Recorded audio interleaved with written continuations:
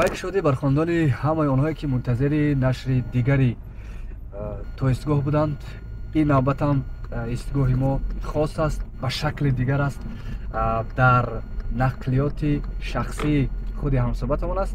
Ҳамсӯҳбати мо рӯзноманигори телевизион, радио ва гоҳ-гоҳе блогнависӣ ҳам мекунанд ва ҳама инам боз чанд ҳунари дигар доранд. Ина баъд аз суҳбат хоҳед донист. Наврӯзи Файзалӣ, ташаккур ки ба суҳбат розӣ шудед. Бахши аввали барнома чароҳо ном дорад.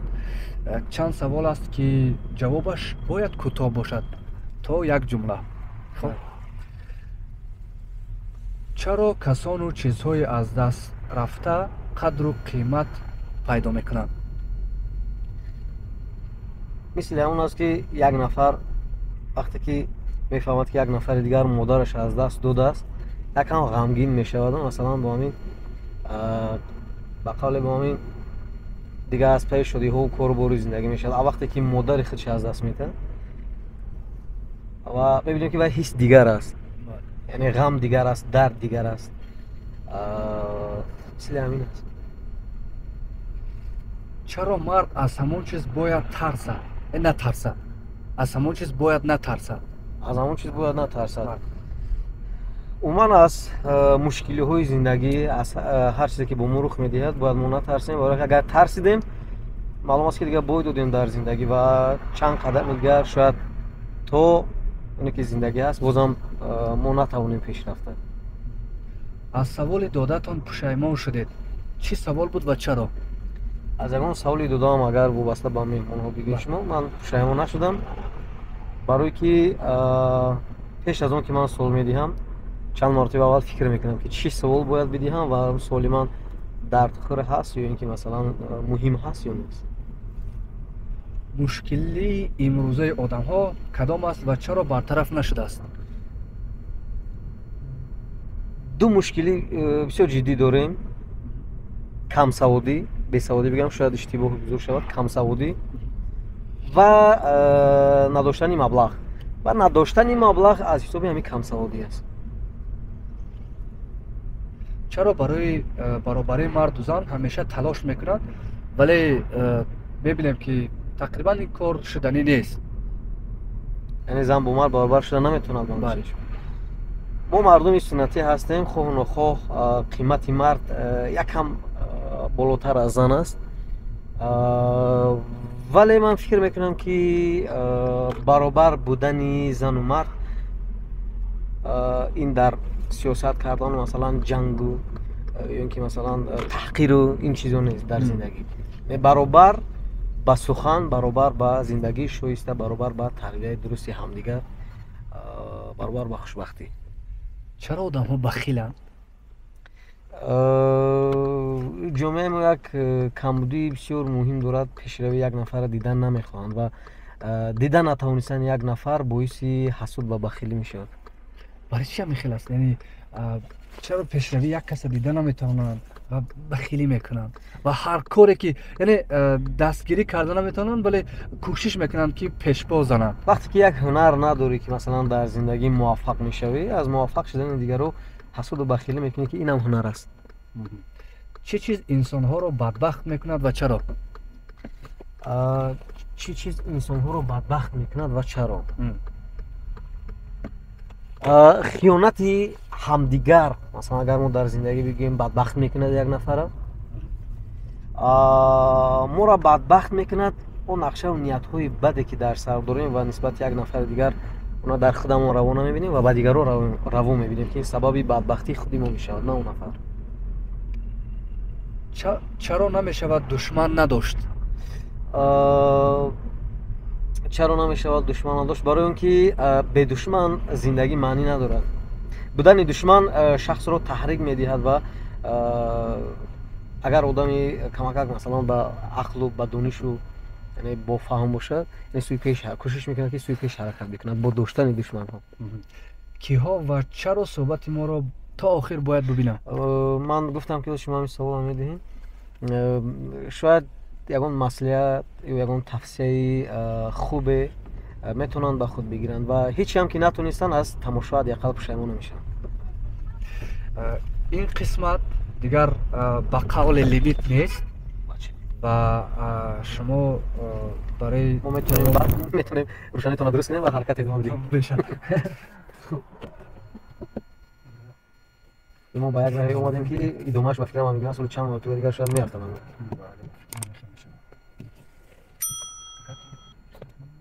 من خیلی میرفتم. درست. و در این قسمت سوال اول، نوروز فیضعلی رو در تلویزیون، رادیو، برنامه‌های یوتیوبی و حتی در صحنه‌های تربیوی دیدن، اما برای بیننده‌های ما خودش شناس میکنید؟ من نوروز فیضعلی در چند جا فعالیت کردم و الحال سرمحرر اداره موسیقی تلویزیونی کودکان و نوارسان بهارستان هستم که یک اداره بسیار پرمسئولیت رو بر دوش داریم و ما معرفیگری استعدادهای کودکان و نوارسان و جوانان فعال کشورمون هستیم و کوشش هم میکنیم که البته استعدادهای خوب رو معرفی بکنیم. خب از خودم رفتم. اگر شما از من بپرسین که مثلا اویله دور هستم، صاحب یک فرزند، بعد میشود. بله. خب دیگه من روزنامه‌نگار هستم. من خودم روزنامه‌نگارم، امروز دیگه گفتن نمیتونم برای که اولی من فکر میکنم به اون جایی که ما باید دست بیابیم نرسیدیم. به هر حال مردم چگونه که من رو میشناسن.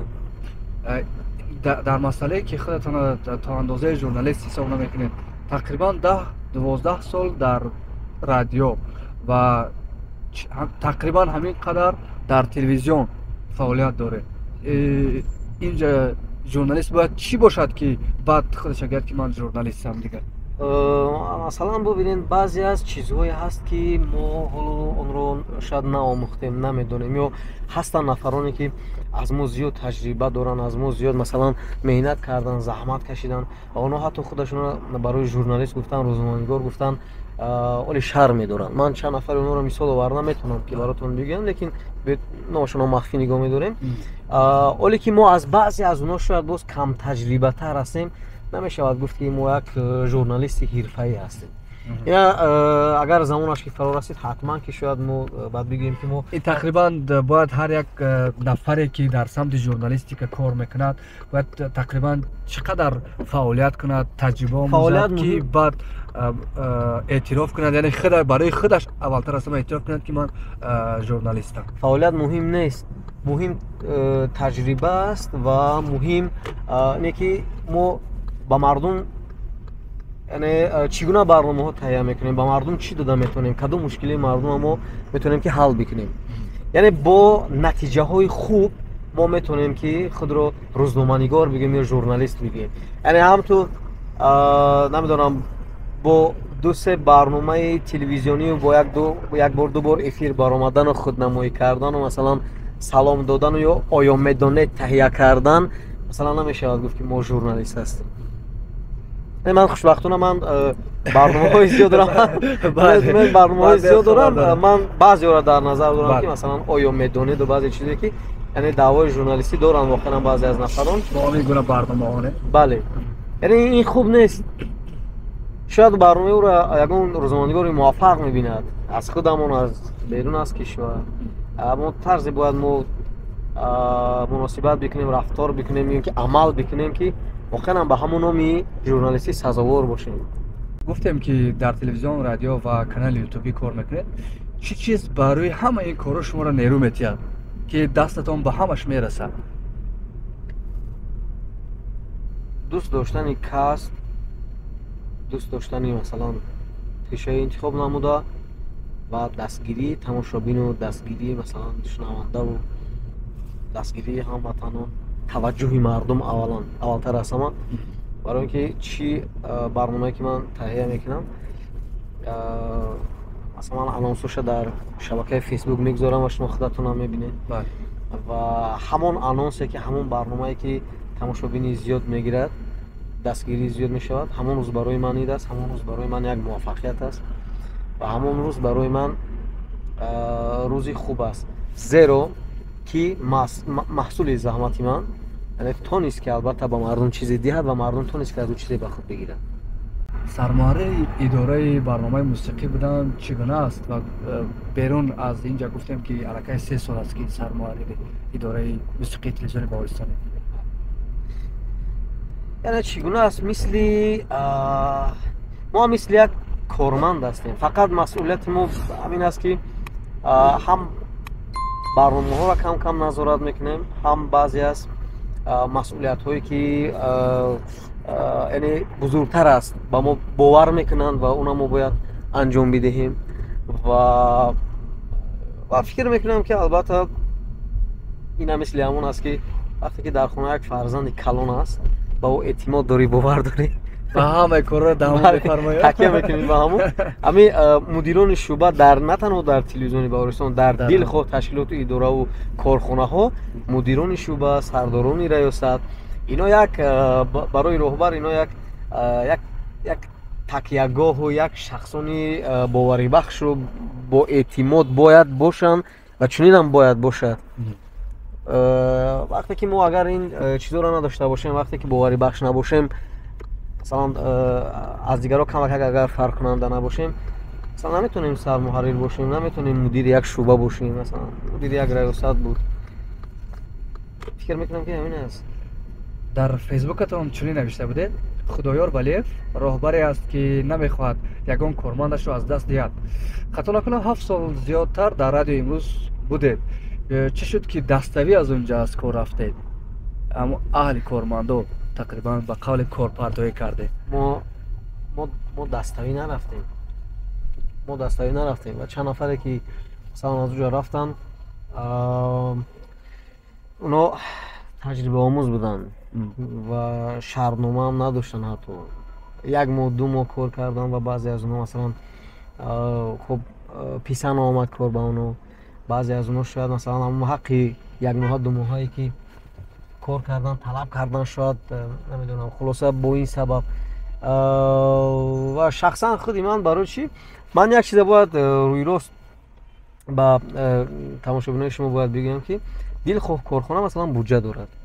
نه دلخواه کارخانه بودجه دارد و وقتی که مثلا یک کارمند به کار میآید، یک کارمند از کار میرود، رفتن کارمند از کارخانه 2 سبب دارد: یا نفهمی با راهبر یا معاش کم، یا یگان کار بهتر و خوبتر یافتن. سبب کارپرتایی نه، من شخصا با خواهش خودم رفتم، یعنی کار بهتر پیدا کردیم و از رادیو امروز دیگه رفتم. من برای چی گفتم که خدایا راهبری است که مثلا نمیخواد که اون کارمند از دست بدهد؟ این سبب دارد. من چند مرتبه عرضه نوشتم برای از کار رفتن. خودی خدایا رو ولی مثلا مانع شده بودن، زید برآمده بودن و حتی یک بار با کارخانه ما هم با تلویزیون باوستان اومده بودن که وقتی من هستم مثلا ما که رفتم با شما مسکور میریم. لیکن ما پیش دستی کردیم. 3 روز پیش است اکی خدایا رفتیم، بعد از 3 روز اونم رفتن. از زدفم چی؟ زدفم ما طریق شهرنامه بودیم، 1 سال شهرنامه داشتیم و 1 سال شهرنامه ما به انجام رسید و حالا نمیتونم گفتم که من پوره از کار رفتم، برای که ما هم با شنونده ها تون خیر خوش کردید در صفحه فیسبوک. خیر خوش کردیم با امیدی که باز شاید گفتیم که اگر شما خوانده باشید با امیدی که از دیگر رادیو میشنوید. بله. و ما میدونیم که رادیو امروز هم این یکی از شاخه های آریانا مدیا و یعنی همسایه ما در یک جا هستن اونا و همیگونه مصلحت ها و همیگونه گپ ها هست که شاید من در امروز شاید فعالیت کنم یا شاید باز به زدفیم برگردم. لیکن حالی به قول هم 2 واریانت است: یا بر بگردم یا نه، مثلا یا دعوت کنن بر بگردم یا نه. از همین 2 واریانت حالا یگان تاش عمیق نیست، یا دعوت میکنن یا نمیکنن، یا میروم یا نمیروم. این وقت معین میکنن. بعضی ها برای نظرند که وقتی که از جای رفتی باید برنگردی برای خودت. شما چه فکر دارید؟ این فکر خطا است. من خطا گفتن نمیتونم، من فکر خودم من بیان میکنم.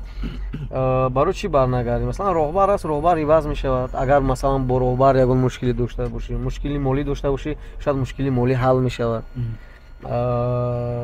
اینجا مثلا سببا بسیار از گفتن نمیتونیم که از یک جمعه رفتیم دیگه اون جمعه رفتن نمیتونه. ما چند مرتبه به خونه پدر میرویم، به خونه مادر، اگر ما را میزنه خش میکنه دست خونه با کدام یک عیبمون ما میتونیم کارخونه خونه دومی ماست که مثلا بسیار هم اندیشه را دارن درست است. کارخونه خونه دومی ماست. راهبرم حکمی مثلا آموزگار ما میگیم که حکمی پدری دارد نه و همین راهبرم در کارخونه برای ما یک قیمت یک حکم یک چی بگم یک قیمت داره. مثلا خب من نمیگم که مثلا وقتی شما رو میزنم پیش میکنه شما از کار نروی، نه شاید اگر مشکلی هست که اون حل میشود و میتونی باز با کارخونه بروی. بذاریم با دیگر سمت خدمت هم کرده بردن یا رفتید؟ خدمت مرتبه اول بردن جواب دادن، مرتبه دوم رفتم. چخیل مرتبه؟ مرتبه اول یک بار اومدن خب گفتم که شما باید به خدمت بروین و من گفتم که بله گفتم که با من هم دعوتنامه آمده است و اون زمان هم در تلویزیون بارستان فعالیت میکردیم. بعد این است که وقتی کدام یک نمود بیمار باشن بیماری گرده بودن بعد 6 ماه چی دادن اجازه دادن برای در بیرون بودن. بعد از 6 ماه مرتبه دوم آمدن و گفتن که 6 ماه پشت سر شد و شما باید به خدمت بروین. گفتم تمام خیسیم رفتیم به خدمت. 2 سال خدمت کردیم و همون روزی که به قسم حربی عبور شدیم همون روز قسم حربی رو آب زده بود. همون 0123 قشونای سرای مرکزی تعلیمی پایتخت آب زده بود و همون روز یکم علاقه خدمت ما شروع شده بود.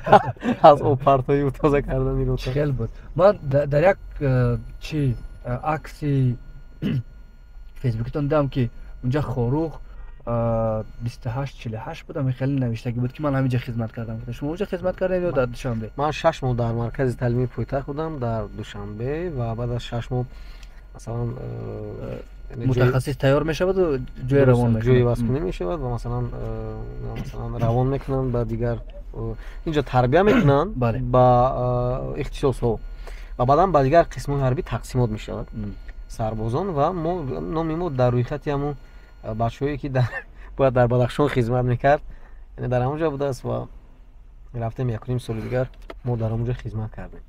بسیاری ها خدمت کردن در اونجا میترسند و چی شناس و به قول چی همین کاری که بتونن کرده از اونجا خودشون رو بر میگردن.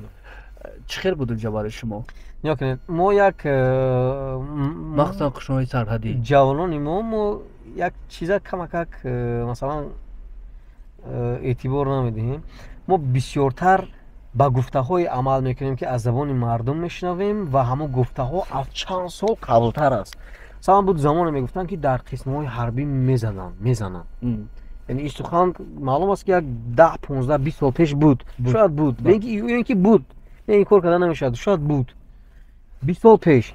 یعنی ببینید که از میون 20 سال گذشته است. ما اگر مثلا 20,365 کنیم چقدر روز میشود نه چقدر مثلا ثانیه و دقیقه و ساعت میشود. یعنی با مرور زمان شرط و شرایط و امکانیت و مثلا این چیزا دیگه یعنی چی بگم یعنی تامین میشود امنیتی مثلا سربازان ولی در همه قسم‌های حربی مثلا کارمندان پروکراتور و مثلا نهادهای قدرتی هست که من فکر میکنم که البته هم فکرهای خومی که از چند سال قبلتر است ولی هم در فکری بعضی از جوان همون فکر رو دوام میزنن. یک کمبودی ما هم همین است که ما نمیخوایم بیشتر و پیش برویم و مو سخنایی را میگیم فکرایی را سوالایی را بسیارتر میدهیم میگوییم که یک سخن میگیم که یعنی ربط داره با چند سال قبلتر یعنی ما را با 10-15 سال عقب میپرد. از همه روزی سخت‌تر یا عذاب سخت‌تر که در خدمت داشته چی بود؟ عذاب سخت‌تر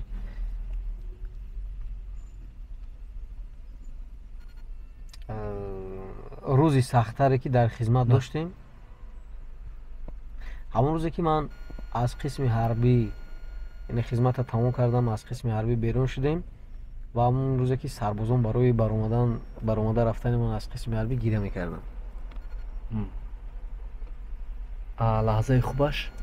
لحظه خوبش دوستانی نو پیدا کردن мактаби мардонагиро гузаштан, ба зиндагӣ яъне ба зиндагии мустақилона одат кардан, эҳтироми як нафарро доштан, аму яроқа дар даст гирифтану маслан таҷрибаомӯзӣ кардану чанд тир паронданам дар аму чӣ мегӯянд дар тамринҳое ки мешуд. Ин лаҳзаҳои хуб ҳастанд ва лаҳзаҳои хубу хотирмон аст. ҳаст ягон ҳодисаи ҷолиб ки ҳамин гоҳ-гоҳи пеши назартон ҳатман меояд? Дар хизмати ҳарбӣ? Ман рости гап дар онҷа чӣ будам? Командири взвод будам. Як 15 нафар доштам. Ва як рӯз рости гап он сарбозое ки бо мо буданд, ман кӯшиш мекардам ки ино тоза бошанд. Тоза ҳама вақт назорат мекардем. Сержант будам ман. Баъд як рӯз як майор омад, гуфт ки ҳамин сарбозои шумо гуфт бояд бираванд қисми ҳарбӣ, пишти қисми ҳарбиро бояд алафоша тоза кунанд. Як полковник буд. Ман гуфтам ки намеравам, ино корро намекунам. Гуфтам намеравам. Барои чӣ намеравам? Гуфтам намеравам. Ҳамон рӯз масалан ҳама сару формашонро тайёр кардем, масалан инҷа подшипка мегӯянд, як чизи сафед. Хулоса хизмат кардед шумо ин чизора? Ва ҳамон лаҳзаи хотирмон он аст ки ҳамон бо яъне ман бо як командир, бо як нафаре ки масалан рутба дорад, рутбаи баландтар, бале баҳс дар баҳс шудам ки ҳамин сарбозое ки масалан ман командир взвод ҳастам, шумо ҳаминҳоро намебаред. Яъне як бубинед ки як сержант, як сарбоз масалан чӣ ҷуръат карда.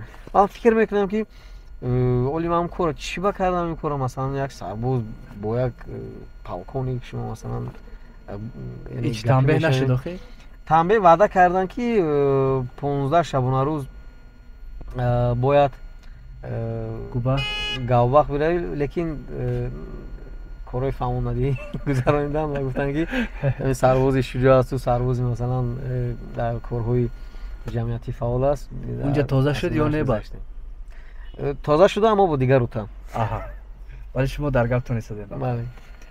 Агар хато накунам, донишкадаи санъат хондед. Мегӯяд чӣ ихтисос? ихтисоси коргардон. Намоишҳои театркунонидашуда. Коргардони намоишҳои театркунонидашуда. Пас журналистика чӣ хел омадед? Ман аз аввал дар самти рӯзноманигорӣ будам ва ин таҷрибаро ки шояд чанд фоизе ки таҷрибаи рӯзноманигориро аз худ кардем ва хостам ки як ихтисоси дуюм шавад. Ҳарчанд ки ман аз ихтисоси якум аз рӯзноманигорӣ диплом надорам. Вале он чизе ки масалан таҷриба аст, он чизе ки дар амалия масалан дидему кор кардем ва хостам ки коргардонӣ шояд дипломи ин ихтисоса дошта бошем. Ҳамин ки фурсат шуд, ҳатман мо рӯзноманигорӣ ҳам дипломашо хоҳем гирифт. Беҳтарин. Дар самти коргардонӣ диплом доред. Чӣ кора кардед ё карданед ҳоле? Як филми гумроҳ мо сабт кардем, агар дида бошем. Фикрам дидем чанд бор. Чандта роле ки дигар сабт кардем ки ҳама масъули замоти худам аст. Аммо унҷа коргардон дигар кас буд?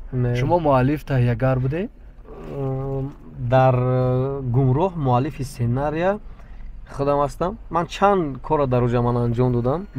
вале аз сабаби он ки кори дасти баъзе аз бачаҳорам дар онҷа расида буд ва аз баҳри баъзе аз он корҳое ки худам кардам гузаштам ва вазифаро ба даст яъне аслан коргардони ин филм, муаллифи сценария чӣ гуна масалан дар куҷо бояд сабт мешуд, дар як нақши асосӣ худам бозӣ кардам, инҳоро ҳамаша худам кардам. Вале чӣ дигар нест? Чӣ дигар нест? Акнун ин мувофиқи имконияту шароите ки масалан ҳаст ва агар имконияту шароит боз масалан шавад даст диҳад, албатта мо сабт мекунем ролику филмҳои кӯтоҳ тарбиявӣ. яъне медонед ки барои ин чиз техникаву маблағу масалан баъзе чизое ки тамошобин 1 соат ним соат тамошо мекунад, фикр мекунад ки хай сабт шудаастам ин чиз. Лекин пушти як барномаву як филму як роле ки масалан 10-15 ё 1 соат яъне вақта мегирад, дар онҷа масалан заҳмати як ҳафтаинаву як моҳинаву шояд як солинаву ва хароҷоти аз 5000 то 10000 15-20 яъне сарф шудааст ки ин чизоро масалан тамошобин ба тамошобин муҳим нест. барои мо муҳим аст ва агар ҳамин чизо ки масалан фароҳам шавад, ҳатман ки мо боз аз пайи сабти дигар ролику филмҳо мешавем. барои 10 рӯз бо як гурӯҳ журналистони кишвар ба Туркия ва чанд кишвар дигар рафта будем. Агар қиёс кунем, чӣ чизи онҳо дар мо намерасад ё баръакс? چه چیزی اونو ما با 10 نفر از بچه‌های دیگه شبکه‌ها فقط به یک دولت به ترکیه سفر کردیم، به انقره و او دیگه کشورهایی که شما گفتیم من خودم به طور علایدگی سفر کرده بودم همراه بعضی بچه‌های دیگه. فقط یک چیز خلاصه کردم که جوانان ما، نورسان ما، خوانندگان ما وقت خولگی بسیاری بد دارن. مثلا ما سفر میکنیم به یک جا، اونا بند هستن، از درس میبرن، مثلا به یک مشغولیت، از مشغولیت میبرن با مثلا یک ورزش اوجا میبرن با یک جای دیگه. سرگرمیاشون بسیار است، فرصت خولگی کم دارن. وقتی ما کتابخونه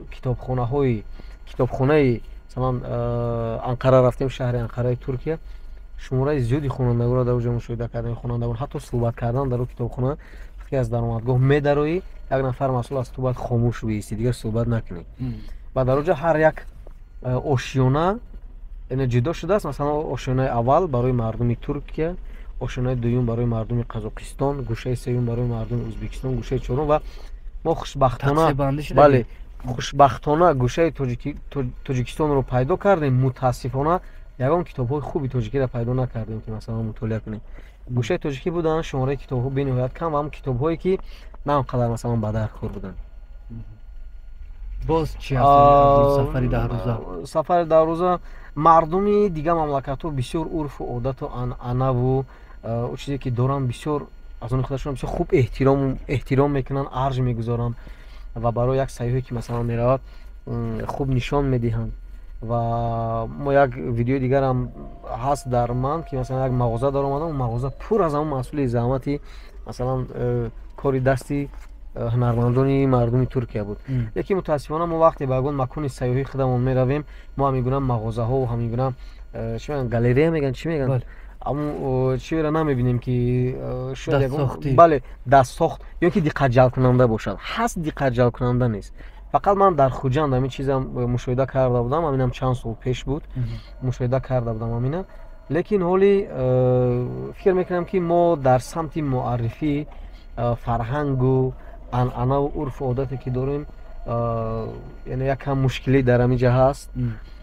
جوانان ما، خوانندگان ما وقت خولگی بسیار دارن و بین وقت خولگی زیاد است که میبینیم بعضی مناقشه ها و کارچزنی و مثلا فلان جوان یک کار دیگر هم میکنه. بعضی از همین کارهایی را که انجام میدن همه از چی است؟ فرصت خولگی زیاد دارن. بعد پدر و مادرم من فکر میکنم که بی توجه هستن، اما چیزی از همه مهم همین وقت خالی زیاد داشتن. از دوره دخترچه‌تون بسیار میگید، یک چند پست‌های فیسبوکیتون دیدم. برای هر روز و هر شب دیدنش چی پیش روتون میگیرد که ببینید من یک روزی که مثلا سفر میکنم به یگان منطقه، یعنی دور نمیرم، مثلا یک هفته به ازبکستان رفته بودیم یا که به ترکیه و خلاصه یک روزی که ما مثلا اگر نبینم دخترچه ما گلی خاندانه، بله برای من میدونید یک همون روز یک روزی است که روز خوب نیست. یعنی او عموما مثلا فرزند عموما همین مهمتر است وقتی که دختر است، مثلا یک مهربانی دارد، یک ددجان میگه که مثلا یک سخنی که خوبه که از زبانش میبراید با لحن همین زیبای خودش، این عموما میذارید این عموما چیزی دیگر است. عموما چیز دیگر است و این تصور کردنش همون زمانی است که خودت اولادور است وقتی فرزند تولد میشه بعد که فرزندانم هستن. بله یکی باز هست. ای سلامت. دو دخترشه؟ یک تا اون او زن گرفتی بود؟ یک سال شد. بله حاضر بود اینجاش. لیکن فکر میکنم که همین احساسی که من دارم شاید بعضی از پدران داشته باشن، ولی متاسفانه باز هستن پدران و مادرانی که مثلا نسبت فرزند خیلی به احترامی میکنن.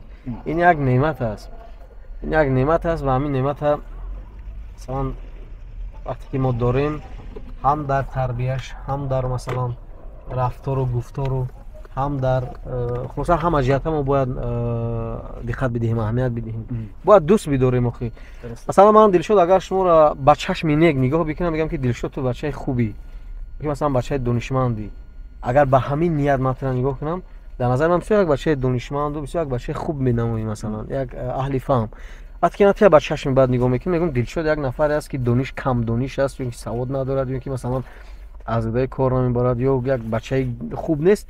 чӣ хеле ки ман ба кадом назаре ки нигоҳ кардам ҳамон нафар дар назди ман масалан шумо метобед дига бояд ҳамон хел аст дига бале хел метобад. бале дӯстдошта олер доште бале чӣ хел буд баъзеҳо мисол дар мо ҳамин хел аст ку зид мебароянд ё бо кадом як сабабҳое намешавад ин гуна муборизаҳоро надоштед шумо мебинем бисёре аз нафарон шумо ҳамсартонро интихоб кардем ё ҳамсартон шуморо интихоб кард мо интихоб кардем яъне интихоби ду тараф бале не аввалтар аз ҳама шумо интихоб бале кардед ҳамсарам маро пайдо кардааст мана ҳамсарам пайдо кардааст ман аз соли 2014 дар радио гӯш мекард чанд маротиба тамос гирифтааст бо ман суҳбат кардааст ва ман худамон ба қавли як намедонам шояд суҳбат рад кардам ё суҳбат нахостам суҳбат кардам хулоса 4 сол бигем ки 4-5 сол аз пай ман буд ҳастам ҳамсарам аз пай ман буд ва ман намедонистам мутаассифона ва баъди 4 соли талошу заҳматаш яъне воқеан ҳам ҳамин дилтонро ба даст овард ҳамдигарро дӯст доштем ва оила барпо кардем соли 2018 буд инам баъд аз хизмати ҳарбӣ хушбахтона зиндагии мо толи хуб аст ва худо кунад ки то охир чунин бошад.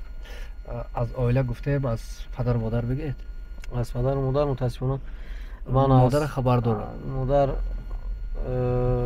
чӣ бигам аз модар мо хеле барвақт аз модар ман қариб ки бигем ки ман модарро надидам мешавад 7 моҳа будам ман тақрибан ё 1 сола будам ки куҷо рафтаисту бинем мо аз ягар мегардем мегардем бале бозори тоҷикистон фаҳмидам 7 моҳа будам ки модар ин як қиссаи дурдароз аст яъне фишурда ҳамин ки бо кадом як сабабҳо модар маро оварданд масалан ба хонаи падарамон гузоштанд ва дар зимистон ва бо кадом як айби масалан ҳамо оилавӣ хост модарам хост ки қасдаш аз ман бигирад лекин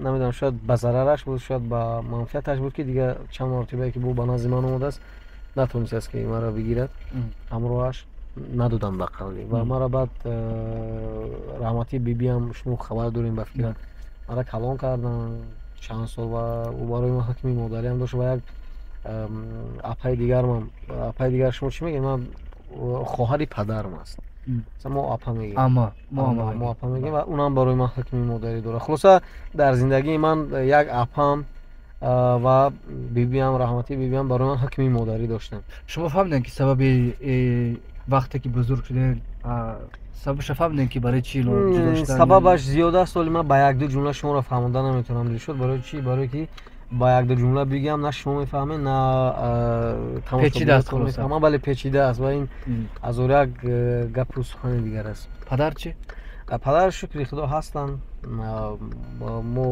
баъд аз оиладоршавӣ масалан ман аз оила ҷудо шудам аз хона ва зиндагии алоҳида дорам. падар ба хабаргирӣ меравем шукр хубам созанд ва суҳбат мешавем ва падар шукри худо ки болои сари мо аст. барои бибие ки гуфтед ҳукми модарӣ доранд ба фикри худатон ба қадри тавон хизматшона кардед не чаро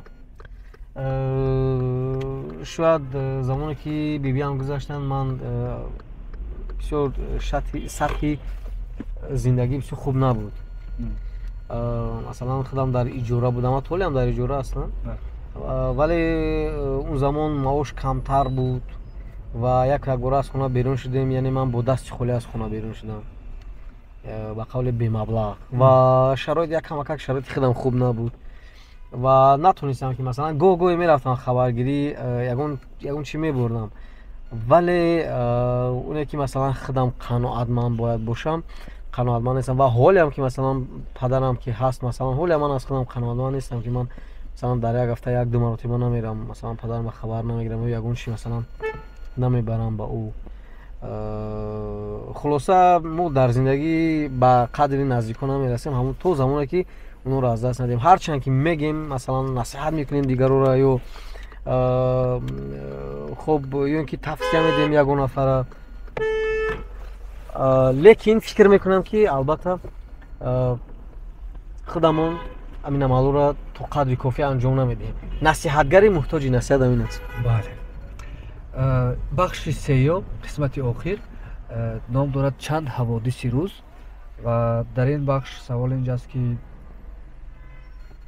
تا اینجا آمدن، یعنی شما گفتید که از خانه میایم، تا صحبت ما آمدن چه خبرها را امروز خواندید در دوام از تاجیکستان، از جهان چه خبرها را خواندید و به شما تاثیر کرد؟ بسیارتر من توجه دارم به وضعیت خاورمیانه، بسیارتر توجه دارم به صنعت و فرهنگ و خبرهایی که میشد و متاسفانه یک اکتریسه ازبکستان با نام حلیمه ابراهیم و اگر شما دانید ولی ما به خاطر نامی شما میدونید اون درگذشته است یک 2 هفته پیش و من رو سیگاب نو دیدم. من که در رخصتی هستم ولی شاید بعد از خبر رو دیرتر میکنم، لیکن هر لحظه و هر زمان خبرهایی که در خاورمیانه پشت سر میشد اونها رو من یعنی نقطه به نقطه و هر لحظه اونها البته تماشا میکنم، میبینم، خلاصه میکنم، خلاصه بعضی از خبرهای دیگر را میخونم. گفتم که تیز تیز عصبی میشوید، چی چیز شما رو بیشتر عصبی میکنه در انسان ها؟ در انسان ها